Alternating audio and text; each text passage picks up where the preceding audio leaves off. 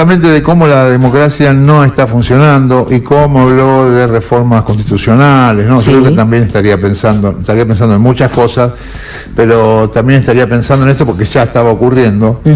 Y que tenemos una democracia que está capturada por 4 tipos que responden a otros 4 tipos que manejan la guita del país. O sea, la verdad que es una democracia totalmente mellada, invalidada por estos pelotudos, 4 pelotudos que se votan a sí mismos para después decir yo voy a decidir todo lo que quiera decidir, porque todo lo que me venga del Poder Legislativo lo puedo tachar. Y todo lo que venga del Poder Ejecutivo también lo puedo tachar. Entonces es una situación grave. La Corte Suprema de Justicia declaró inconstitucional la ley que había establecido la composición que rigió hasta la semana pasada y que establecía una integración de 13 miembros, donde había una cantidad de integrantes del poder político en representación de la oposición y del oficialismo, que prevalecía en términos de cantidad simplemente, no en términos ideológicos, pero sí en términos de cantidad en la representación, prevalecía sobre los representantes del Poder Judicial, es decir, jueces, miembros del Colegio Público de Abogados y académicos, ¿sí? Ajá. O sea, sobre un total de 13 miembros prevalecía la cantidad de representantes políticos, es decir, aquellos electos por el voto popular se imponían en cantidad por aquellos que eran electos de otra forma, como los jueces, ¿sí? Sí. Esta composición irritaba sobremanera al Poder Judicial, obviamente. Ajá. Y estuvo durante más de 15 años Mirá, igual en el, digamos, laberinto judicial, sí, una demanda por inconstitucionalidad de aquella ley que impulsó la actual vicepresidenta Cristina Kirchner cuando era senadora y que se sancionó en 2006. El año pasado, 2021, después de 15 años, la Corte Suprema dictaminó la inconstitucionalidad de esa composición derivada de la ley que regía hasta la semana pasada y le otorgó 120 días de plazo al Congreso de la Nación para que sancionara una nueva ley que diseñara una nueva composición, sí, y que si no llegaba a cumplir esa nueva composición en los plazos previstos de estos 120 días, terminaba la vigencia de la ley Cristina, por llamarlo groseramente de esta forma, a su articulado, y empezaba a regir la ley del 97. Ajá. Que era la que rigió hasta que se puso en vigencia la ley Cristina. Y la ley del 97 comprendía un acuerdo bipartidista derivado de la reforma constitucional de 1994. Es decir, volvemos a la composición del 97, que tenía 20 miembros y con el presidente de la Corte Suprema a la cabeza del Consejo de la Magistratura. Sí. Esto es todo lo que se está discutiendo ahora, ¿sí? Pero ahora ya está así, porque vos decís que no asumió Rosati. Todavía no asumió, ¿Y por qué? pero todos los medios hegemónicos dicen que va a asumir. Y claro. Cuando yo consultaba ayer y esta mañana a voceros de consejeros de la magistratura que están en representación del poder político, lo que me responden es: hay hermetismo, no sabemos, pero hay convocatoria, es en algún lado, asumen la Corte, asumen el Consejo de la Magistratura. Hay que decir que entre la Corte Suprema de Justicia o el Palacio de Tribunales y el edificio donde funciona el Consejo de la Magistratura hay 1,5 cuadras de distancia. Claro. O menos, digamos, pero sí, quiero decir, cruza la calle Rosati y puede asumir en el Consejo de la Magistratura. Te cuento también que el propio presidente del Consejo de la Magistratura hasta el viernes pasado, Alberto Lugones, en representación de los magistrados, Alberto Lugones estaba en el Consejo de la Magistratura y sigue estando. ¿Es pariente? ¿De Leopoldo? Ah. No, tengo entendido que no, pero al menos no directamente, digo, no sé, bueno, es un apellido célebre. Había de todo ahí en la familia. Sí, estaba Piri Lugones también. Estaba Piri. La pareja de Rodolfo Walsh. Claro. Bueno, para volver al redil, el miércoles pasado, en la última sesión plenaria del Consejo de la Magistratura, se votó una resolución por la cual se le confieren facultades a quien fuera presidente del Consejo hasta el viernes, que es Alberto Lugones, facultades para que siga de alguna manera tramitando cuestiones administrativas, ¿no? Desde, no sé, licencias, ajá, hasta cualquier tipo de cuestión menor, como, exacto, Lugones, así, me da plata. o pagar sueldos, digo. Lugones, no es menor. ¿me pagás el sueldo? Pero, sin embargo, Lugones desalojó su oficina el miércoles mismo aflojó, y lo anunció. Aflojete, y eso es lo que también da pie a que... Bueno, la oficina? Le acaban de decir que así comprar papel higiénico. Él explicó que de alguna forma no quería interferir con la institucionalidad de lo que está en discusión. ¿O no? Bueno, la discusión es justamente dónde va el poder. O sea, se le está entregando todo el poder al poder. ¿Por qué? Porque se asustó, el Consejo de la Magistratura... El Consejo, él es un juez. Claro. El Consejo de la Magistratura es el órgano político del Poder Judicial que por el artículo 114 de la Constitución Nacional, reformada en 1994, establece que ese órgano es el que remueve jueces, evalúa su desempeño, eleva las ternas de los jueces concursados para que el Ejecutivo dé el visto bueno y mande esos pliegos al Senado, ¿no? Digo, en este momento en el Consejo de la Magistratura, así como está funcionando a los tumbos, está paralizada la discusión sobre las ternas de aquellos jueces o candidatos a jueces que aspiran a ocupar los juzgados que dejaron vacante, por ejemplo, Canicoba Corral, que se jubiló, Claudio Bonadío, que falleció, y otros tantos, por ejemplo, el juez Sergio Torres, que se fue con Vidal, en tiempos de Vidal, a la provincia de Buenos Aires, y que dejó vacante su cargo en un juzgado federal, y hay aspirantes a jueces ternados que están esperando que esas ternas se aprueben en el Consejo de la Magistratura y que se giren al Ejecutivo, que Alberto Fernández envíe esos pliegos al Senado y el Senado los vote, ¿no? O sea, está vacante, digamos, un montón de espacios están vacantes en juzgados federales, en juzgados nacionales, y esto no avanza por, entre otras cosas, estas razones: faltas de acuerdo político, y por supuesto que esa falta de acuerdo político obedece a que una de las partes, la de la oposición en el Consejo de la Magistratura, responde directamente a los anhelos del poder económico que opera a través de esos opositores y a través de la Corte Suprema.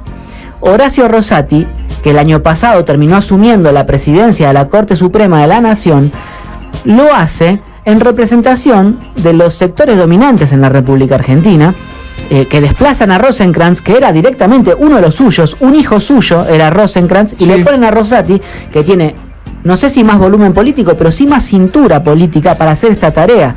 La Nación, el año pasado, habló en muchísimas ocasiones de que se iba a venir este fallo de la Corte Suprema que iba a invalidar la composición del Consejo de la Magistratura. La Nación lo advertía, ¿no? ¿Y por qué me acuerdo de La Nación? Porque Mitre hizo dos cosas. Hizo muchísimas más, ¿no? Pero hizo dos cosas que rigen hasta hoy. Bartolomé Mitre, en su presidencia, allá por 1860. El 16 de octubre de 1862, elevó justamente los pliegos o el nombramiento de los jueces que iban a integrar la primera Corte Suprema de Justicia de la Nación del país. Eso terminó de conformarse en 1863. En octubre de este año se van a cumplir 160 años de aquella fecha.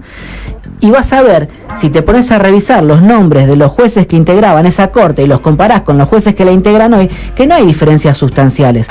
Mitre eligió a Francisco de las Carreras, que era ex ministro de Hacienda de Buenos Aires, Salvador María del Carril, que era ex gobernador de San Juan y ministro de Hacienda de Rivadavia en 1826, y además fue vicepresidente en 1853, Francisco Delgado, que era un unitario, Barros Pasos, que era miembro de la generación del 37 y rector de la Universidad de Buenos Aires, y Valentín Alsina, que era el único opositor a Mitre, pero que terminó renunciando antes de asumir, y que terminó asumiendo en su lugar Gorostiaga, que fue ex ministro del Interior de Urquiza. Y de procurador Mitre puso a Francisco Pico. Son nombres que si los buscás están en los manuales de historia, ¿no? Eran de la oligarquía, representaban a la élite porteña centralmente. Alguno había sido igual gobernador de una provincia del interior, pero más allá de eso representaban al poder político-económico de una Buenos Aires que empezaba a expandir su poderío sobre el resto del territorio argentino, ¿no? ¿Qué es lo que está pasando? Yo te digo, el poder al poder, o sea, se le está otorgando todo el poder al poder, o está tomando, el poder está tomando todo el poder. ¿Por qué?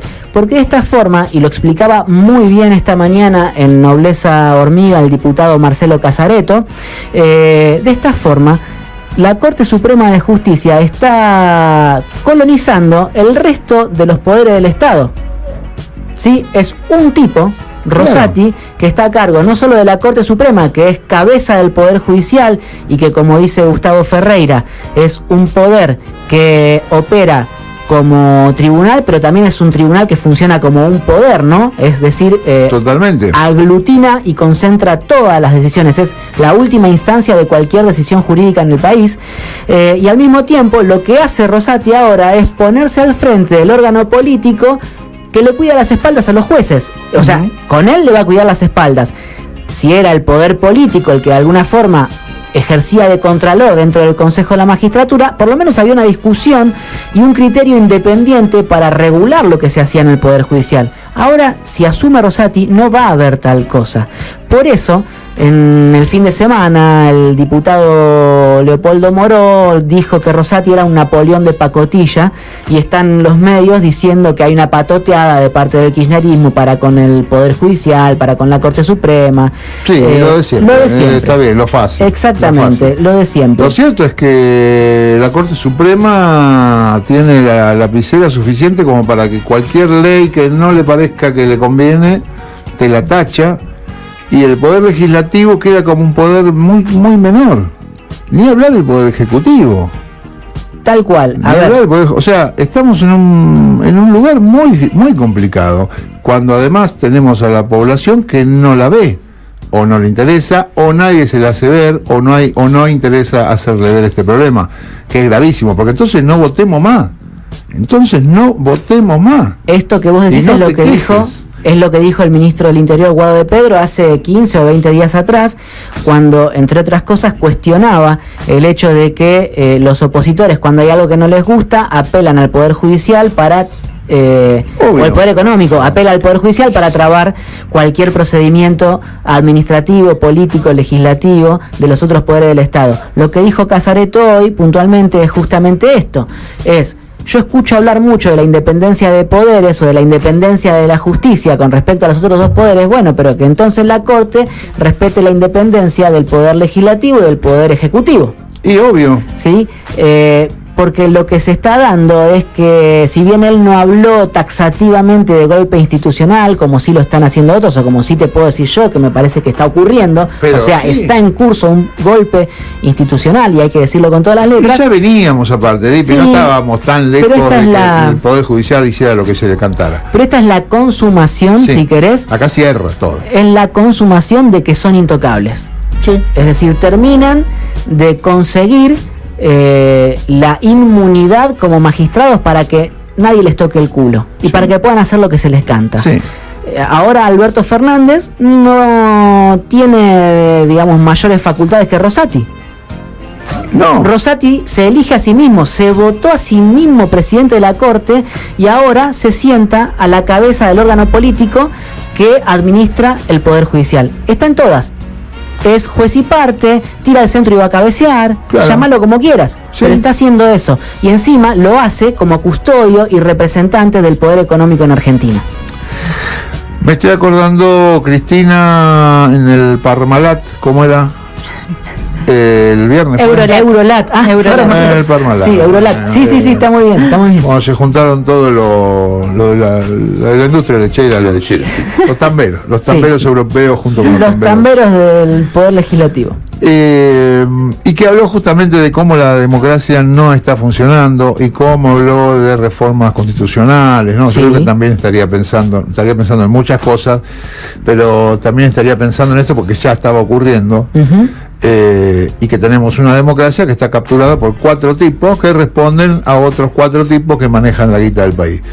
O sea, la verdad que es una democracia totalmente mellada, invalidada por estos pelotudos, 4 pelotudos que se votan a sí mismos para después decir: yo voy a decidir todo lo que quiera decidir, porque todo lo que me venga del Poder Legislativo lo puedo tachar, y todo lo que venga del Poder Ejecutivo también lo puedo tachar. Entonces es una situación grave. Te lo cierro con 2 datos. Uno es que los consejeros de la magistratura que responden al oficialismo no están hablando públicamente. Vi por ahí un tuit de Vanessa Siley, que es diputada por el Frente de Todos, y entre otras cosas sus argumentos coinciden con los que dio anoche en la pantalla de C5N la secretaria Legal y Técnica de Presidencia de la Nación, Vilma Ibarra. Ambas están diciendo que si asume Rosati la conducción del Consejo de la Magistratura, estaría incumpliendo el mismo fallo que firmó, porque en ese fallo, acá hay una palabrita crucial, que hay que ver si rinde políticamente o no, pero en todo caso, aparentemente, el oficialismo entiende que puede llegar a rendir o que es su última tabla de salvación. Lo que dicen tanto Silei como Ibarra es que Rosati incumpliría el fallo judicial donde se establece que pasados estos 120 días en los que el Congreso no logró sancionar la ley, tienen que asumir simultáneamente todos los consejeros. ¿Y eso qué? Que si hoy asume Rosati, no están todos los consejeros asumiendo simultáneamente, porque la composición del 97 establecía 20 miembros y uno de esos miembros, el presidente, tenía que ser el de la Corte Suprema, ¿sí? Hoy hay 13 miembros, tenés que nombrar a 6 más. Los jueces ya votaron y el Colegio de Abogados ya eligieron a sus candidatos, a sus consejeros para representarlos en el Consejo de la Magistratura. Pero Casareto presentó esta demanda, este pedido de cautelar en el Juzgado Federal de Entre Ríos, y el juez Alonso en Entre Ríos le concedió esta medida de no innovar, de la que yo te hablaba en la apertura, para que se inhiba al Congreso, tanto el Senado como diputados, de elevar los consejeros que tienen que ir a ocupar sus cargos en el Consejo de la Magistratura, en representación del Congreso de la Nación. Entonces hay 3 miembros que todavía no asumieron o no están en condiciones de asumir porque el Congreso no los habilitó. Ni Massa ni Cristina habilitaron a esos consejeros a asumir en representación de la oposición y oficialismo. Hay un juez que le dice no manden los consejeros. Y hay un juez que les está diciendo a Massa y a Cristina, ustedes no pueden mandar. ¿Y por qué no los pueden mandar? Porque lo que demandó Casareto, y es lo que consiguió, lo que le dio la razón, este juez, lo que demandaba es que no se avance la conformación del Consejo tal y como quiere Rosati hasta que no haya sanción de la ley, porque recordemos, la sanción de una ley que estipula la nueva conformación del Consejo de la Magistratura con 19 miembros, pero sin el presidente de la Corte a la cabeza del Consejo, ya tiene media sanción en el Senado. Okay. Falta la media sanción de diputados. Pero Rosati va a decir, pero yo lo que te digo es que vale la ley anterior, flaco, ya está. Bueno, Rosati por supuesto que se apalanca en los plazos previstos en el fallo judicial del año pasado, de la Corte Suprema. Sí. Hay que ver quién gana, quién prevalece. No da la sensación que pueda prevalecer el poder político y entonces lo que te va a quedar es salir a la calle, pudrirla de alguna forma, enmarañar política, parlamentaria o judicialmente. De alguna manera algo tenés que hacer porque te están comiendo el poder en toda la Argentina. Entonces a mí no me queda mucho más que decir que esto, Barra. Argentina no tiene una justicia ciega, como se suele decir. No. En realidad tiene una justicia que garantiza con los ojos bien abiertos la complacencia de los que saquean a la Argentina. Es así. No, y aparte no es un problema de este gobierno, no es un problema con el peronismo, no es un problema de cómo vamos a vivir, de cuál va a ser nuestra democracia, de cuál va a ser nuestra institucionalidad. Porque si no, votémoslo. Si el que va a gobernar es Rosati, bueno, déjame que lo vote o que no lo vote. Mira, si va a gobernar la Corte Suprema, votemos a los 4 pelotudos que van a estar en la Corte Suprema. Entonces decís, bueno, son los tipos que deciden, los votaste. Sí, Guado de Pedro es el que dijo, bueno, votemos a los jueces entonces. Claro. Ahora, te cierro con esto, Barra. Rosati y Maqueda son dirigentes políticos, no son jueces impolutos que advienen de una especie de cielo de la política jurídico. Exactamente. Rosati no solo fue ministro del gobierno de Néstor Kirchner en su momento, sino que también fue intendente de Santa Fe, fue un dirigente político. Lorenzetti también fue dirigente. Lorenzetti no, o sea, sí jugó a la política, sí jugó a la política y es dueño de Medio Santa Fe, pero nunca tuvo un cargo público electo por el voto popular. En cambio, Maqueda y Rosati sí son dirigentes del peronismo. Maqueda del peronismo cordobés, Rosati del peronismo santafesino. Y esto no es menor. ¿Por qué te cuento esto? Porque en realidad el Consejo de la Magistratura es un órgano creado por la reforma constitucional del 94, donde operaba el bipartidismo del peronismo y el radicalismo, que es algo que estalló por los aires después del 2001, y entonces por eso es muy dificultoso hoy lograr esos equilibrios o consensos para que de alguna forma acuerden algo y no se le otorgue todo el poder al poder.